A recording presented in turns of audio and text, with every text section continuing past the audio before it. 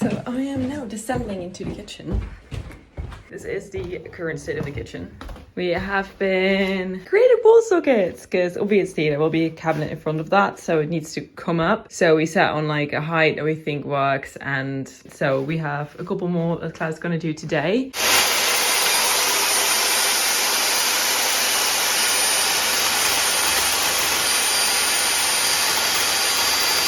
My goal is to set up the batten on the wall used to actually put the suspension rail on so that we can finally plumb in this thing and the sink, and that we have running water, which would be amazing. So what I'm gonna have to do is I'm gonna have to find a base cabinet for the sink, which is not this one. I just need to identify it. That's about the extent of it. These are the base cabinets that we have. This is, oh, that's the suspension rail for the dishwasher. This is a part of the sink. This is part of the sink. This is all parts of the sink. Let's see. It should have a different number. Okay, so that's a bigger one. That's a bigger one. This is, there we go. So this is a 702 and this is a 502. Then the question is, which one is a sink cabinet and which one is a normal cabinet? Welcome to my life. I should probably check out which one this one is, because that will probably give me the determining factor. So this is a 502. So this one is the sink. So I should probably write that down, or I should just remember it. So yeah, let's get the batten, measure that up. The builders put a T in the word sink, so now it's a stink. So I've been joking about this the entire time. We have a dishwasher, a sink, and a cabinet. Cabinet will be 60 centimeters. Stink will be 60 centimeters. But I just need to measure the baton, because obviously you don't want to have it behind dishwasher, and it doesn't need to extend all the way. So it's probably going to be like 123, but I'm going to measure it just to be sure. That's all I'm doing right now. See if my measurements are correct that I wrote on the wall. Amazing. And then I have another 60 centimeters for cabinet over there. That's it. Let's do this.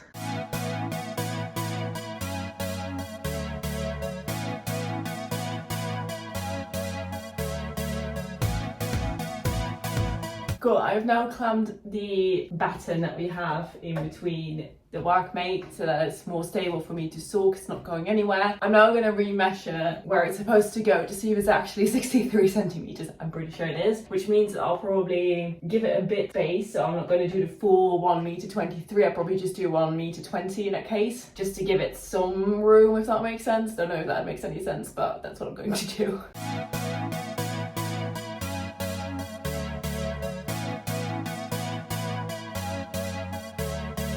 This is my absolute favourite saw, so I'm going to use it. To be fair, on average, the builders thought I was absolutely crazy that I use a hand saw, but I don't know. That's just how I roll.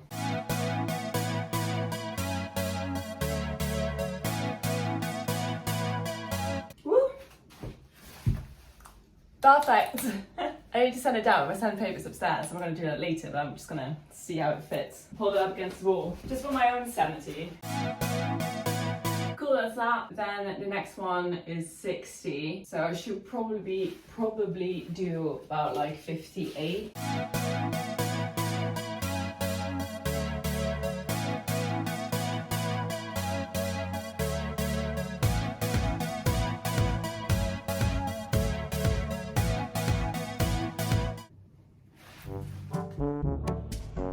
Oh, that was my tooth! That was a weird bump. Okay, anyways, number 2, check. So now that that's sorted, I'm gonna have to find something that's about 8 centimeters tall that are the IKEA legs, because they apparently are incredibly flimsy. And I'm gonna prop this cabinet, which I already put together, next to the pipes, so they can see where I need to make the cuts, about like what the exact height is of where I should make the cuts. And then I'm gonna unpack the kitchen cabinet sink that we just earlier identified, and I'm gonna make those cuts into that cupboard and put it together that particular way so that it fits around all the piping work, because there is some pipes that I'm going to have to go around, and there's some pipes that I can effectively just leave. But again, I need to sort of figure that out, and the only way to do that is propping up the cabinet, see exactly where I need to make the cuts. Yeah, or I can just pop it against, I suppose I can also just not prop it up 8 centimeters and just do everything -8. I'm going to try and find something that's 8 centimeters tall that I can stand on for a little bit, because it makes my life easier.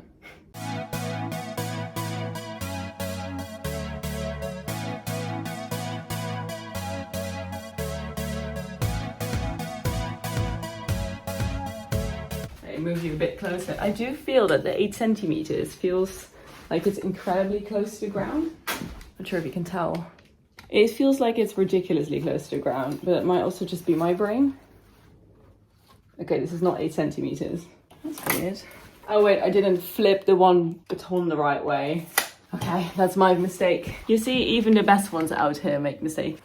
Okay, it's stunning again. Okay, this feels a bit more normal. Just had to flip the little batons that were underneath these ones the other way around. This should be 8 centimeters.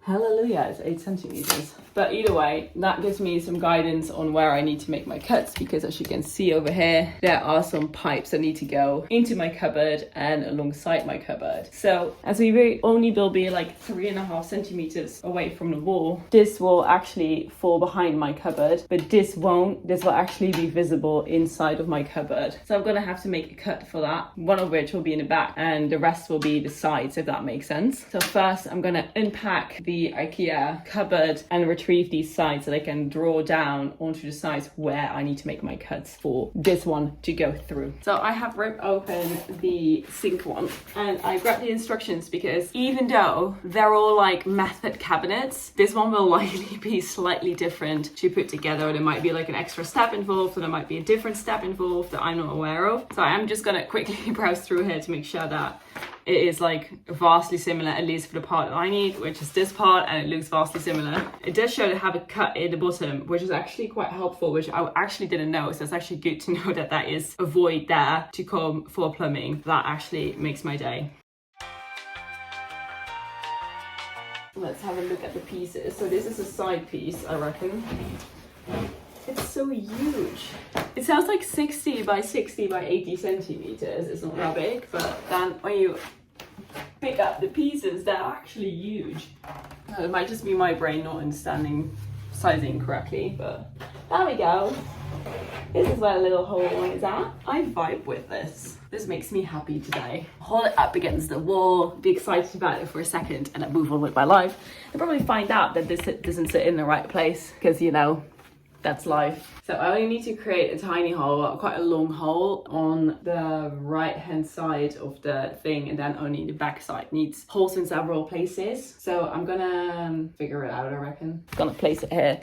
And you can see, like, that's the socket down there that I struggle with, but this will actually fit to the left of it, I think. I'm not quite sure. See if it fits. See if it is a perfect fit or not. Gonna put this up here, move this one slightly to the right. I can't go any further. That's perfect.